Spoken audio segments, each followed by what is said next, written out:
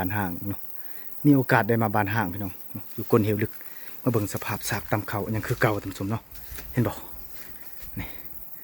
แต่ก่อนตุ่มต่ำตุ่มต่ำตุ่มต่ำตุ่มต่ำได้เขาต่ำอยู่นี่ได้เป็นจุดศูนย์รวมเขาเจ้าได้เบิดบานเนี่ยต่ำอยู่นี่แล้วเขาเจ้าเอาไผ่ฟ้ามาใส่อยู่นี่เนาะให้มันหุ่งนี่ใส่ดอกไผ่อยู่นี่เขาเจ้าใช้ได้ดอกได้วิลโมนั่นแหละใส่ได้วิลโมไปจุ่มใส่น้ำหันยิบอยู่ดอกไผ่แจงไหนบ่แน่แจงไหนบ่แน่เนี่ยตำสมเนาะโอ้สภาพยังเหมือนเดิมเลยสากตำเขายังงามเลยท่านผู้ชมเนาะจุดศูนย์รวมนี่กระพายก็ยังมดนี่เขายังบ่ไปเนาะเกิดมีแต่ละงามบางก้อนหินเห็นบ่ก้อนหินหลังบ้านมีตะกุกมาใหญ่